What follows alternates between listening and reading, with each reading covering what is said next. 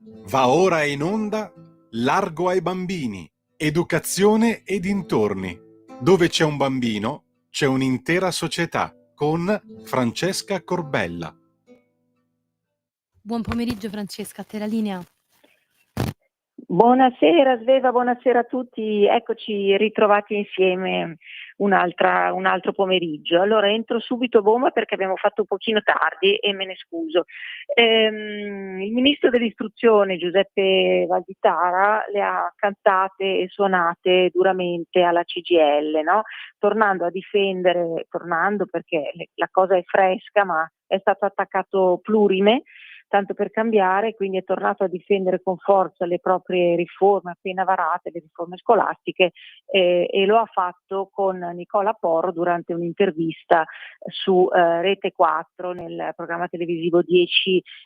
minuti, e Porro è stato bravo perché ha offerto al titolare del Ministero dell'Istruzione l'occasione per rispondere anche alle critiche sindacali e ribadire la propria linea di pensiero sulla importanza di una valutazione sul rapporto tra scuola e mondo del lavoro, sulla riforma della maturità che finalmente ha ritrovato un certo senso compiuto, diciamo così, anche agli occhi dei ragazzi.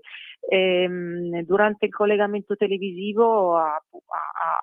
non ha perso l'occasione di esprimere il suo disappunto per la grande attenzione mediatica riservata ai contestatori delle valutazioni scolastiche, no? Vi ricorderete lo scorso luglio, in occasione della maturità, quando questi buontemponi non si sono presentati all'esame oppure si sono presentati facendo scena muta, hanno contestato appunto l'esame, sulla quale metodologia d'esame io mi ero espressa, era largamente insufficiente, ma non era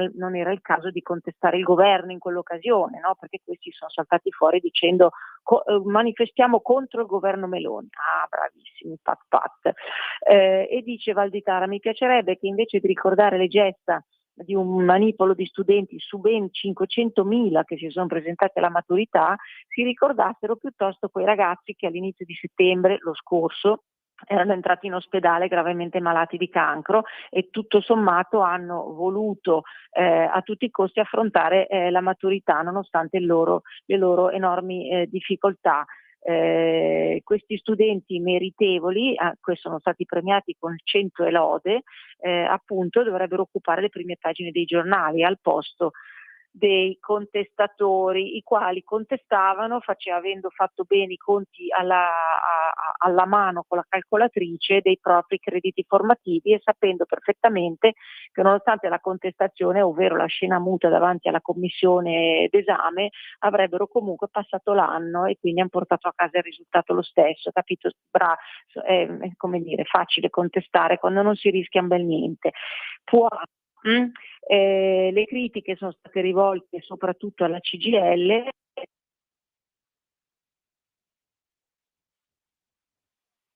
opponendosi alle riforme ministeriali senza però proporre, tanto per dire, no? Particolare riferimento è stato fatto alla riforma dell'istruzione tecnico-professionale e a questi collegamenti tra scuola e impresa.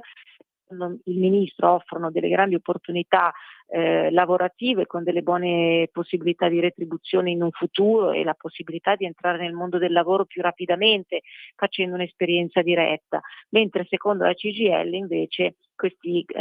corsi di alternanza scuola-lavoro o comunque esperienza lavorativa da studenti sfrutterebbero i ragazzi mettendoli a rischio, quando invece appunto rappresentano un'opportunità concreta di inserimento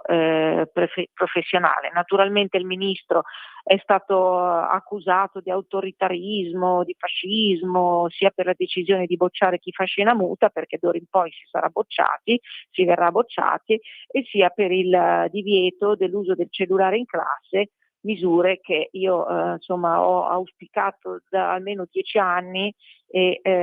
che finalmente un ministro, nonostante le pastoie burocratiche che gli legano mani e piedi, è riuscito a far passare come legge che è necessaria, assolutamente necessaria per il buon funzionamento del sistema scolastico, perché veramente prima i professori erano impediti anche nel portare a termine una singola lezione, ma anche come valore educativo, e io mi associo completamente a questo pensiero. Facciamo un passo oltre Alpe, non per andare in Francia, dove io penso, ma un mio pensiero,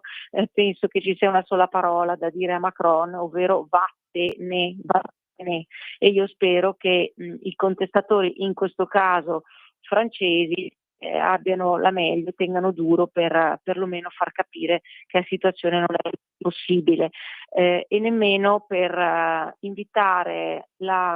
falena che abbiamo a capo Commissione europea, lei e tutti quelli che l'hanno rieletta, o meglio risostenuta, perché non è un voto elettivo quello del Presidente della Commissione, noi non abbiamo votato questa signora, si è fatta rivotare dalla cosca di Amici degli Amici, come ben sappiamo, manovrando, che si vedeva anche da casa mia di quanto stava manovrando nel torbido per farsi rieleggere. Alla fine è stata rivotata e ce la dobbiamo risopportare, e sta facendo non solo la vacuità estrema di questa persona, ma è la totale inadeguatezza all'Europa, che sta trascinando l'Europa sull'orlo di una guerra civile, e non è un caso che ci siano queste sollevazioni in Francia, che ripercuoteranno assolutamente anche su di noi e sugli altri paesi europei. Non sta gestendo la crisi dell'automobile in Germania, non sta gestendo la crisi in Ucraina, continua a blaterare armi, armi, armi. Ancora di stamattina il discorso che ha fatto alla Commissione, non so se ieri o l'altro ieri,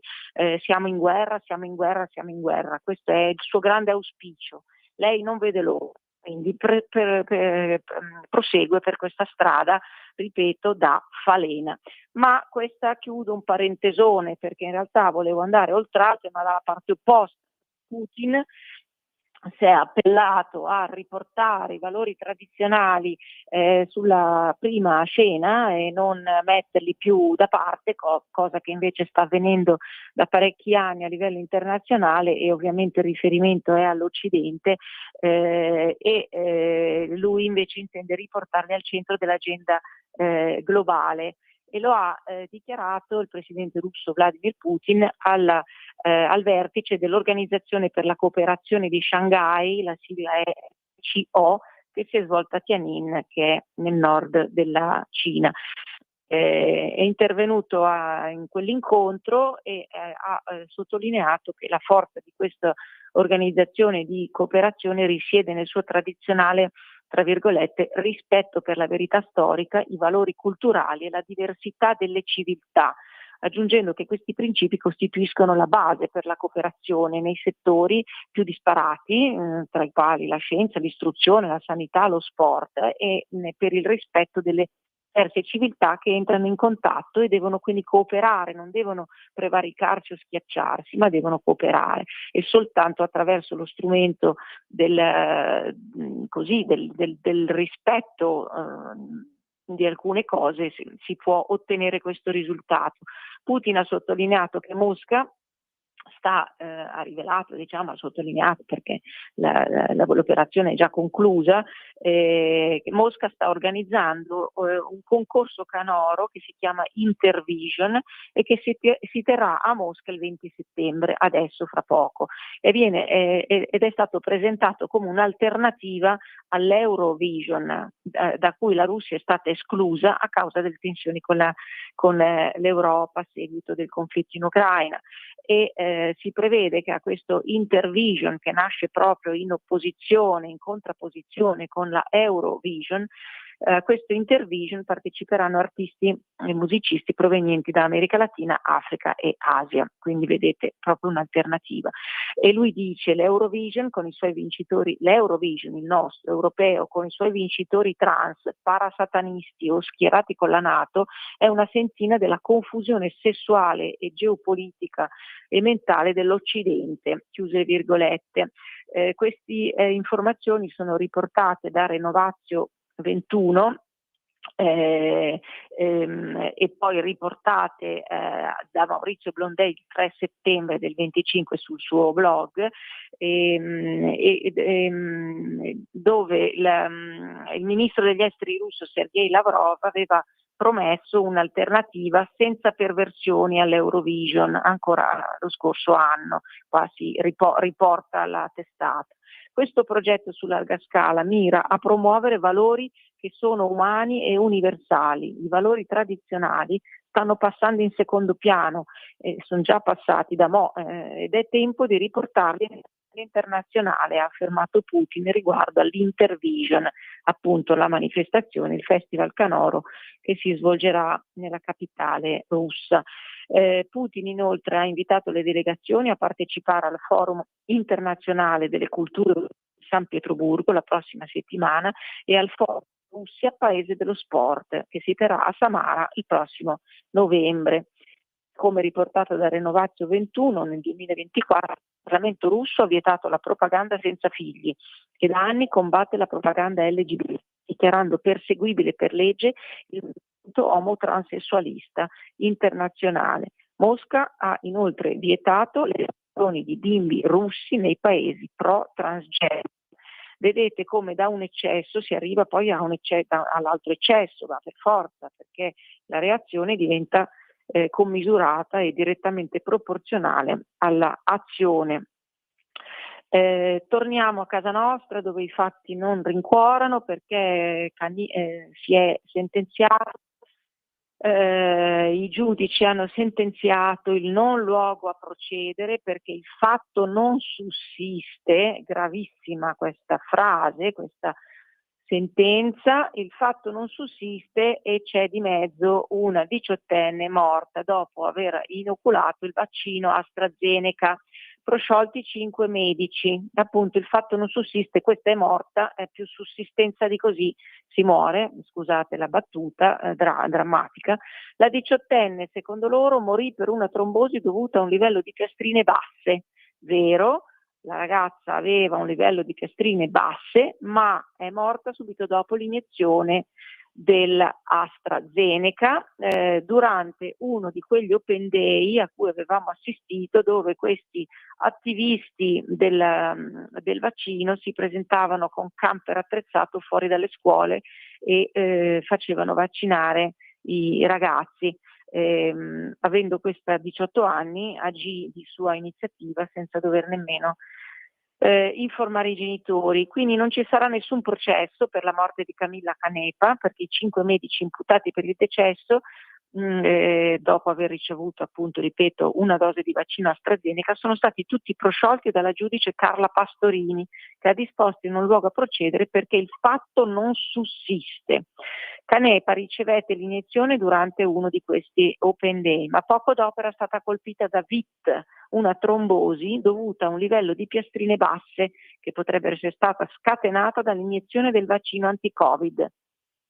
Durante la scorsa udienza, il legale della famiglia Canepa, Jacopo Macri, aveva dichiarato che i medici dovrebbero andare a processo perché, secondo noi, a quella data c'erano ben le conoscenze scientifiche tali da imporre un percorso diagnostico e terapeutico diverso da quello che è stato seguito, ovvero la giovane studentessa di Sestri Levante di 18 anni che morì il 10 giugno del 21 all'ospedale San Martino di Genova, aveva sì questa carenza di piastrine, ma nessuno fu in grado di diagnosticare questa carenza e di impedire o perlomeno di dichiarare che la condizione doveva essere ostativa dichiaratamente del vaccino. Quindi il 25 maggio nell'Open Day per gli over 18 organizzato dalla Regione Liguria vennero somministrati i vaccini a vettore virale AstraZeneca, Janssen, Johnson & Johnson, anche se in quella data ormai raccomandati soltanto per gli over 60. Questi l'hanno inoculata ai 18enni, mentre erano già stati individuati nelle loro criticità e raccomandati soltanto per i sessantenni, oltre sessantenni. Dall'autopsia era emerso che Camilla non aveva alcuna patologia pregressa e non aveva preso alcun farmaco, Quindi come la mettiamo? Si era sentita male il 3 giugno ed era stata portata all'ospedale di Lavagna, dove le avevano riscontrato una piastrinopenia e una flessibilità. Era stata però dimessa dopo un attacco senza contrasto ed era ritornata allo stesso ospedale il 5 giugno in condizioni disperate per una al seno cavernoso. Trasferita al San Martino, era stata operata alla testa, un intervento non risolutivo. Morì una settimana dopo il primo dolore. E però sono tutti prosciolti, anche in assenza di diagnosi, anche in assenza appunto di dichiarazioni veritiere o comunque che dichiarassero che la ragazza non poteva ricevere il vaccino. Questo perché si era stati presi da questa febbrile ansia vaccinale, per cui in modo veramente compulsivo tutti si erano gettati, tutti le istituzioni si erano gettate dietro appunto ai condizionamenti delle grandi aziende. Ricordo giusto appunto le questioni Pfizer, von der Leyen. Più ci penso e più chiederei la sua testa se io fossi il governo italiano. Bisogna cominciare, la Meloni potrebbe cominciare a porre qualche pulce nell'orecchio a qualcuno e cominciare a prendere un pochino le distanze, no? Ecco, via, mettiamola così, invece di gettarci anima e corpo nelle braccia della von der Leyen. Qualunque cosa questa decida va sempre tutto bene, ma non lo so. Io avrei già chiesto la sua testa da mo', ma non faccio perché non è il mio ruolo quello di fare queste dimissioni. Bene, io ho terminato, vi saluto, vi ringrazio e ci sentiamo la prossima settimana con Largo ai Bambini e Francesca Corbella. Avete ascoltato Largo ai Bambini,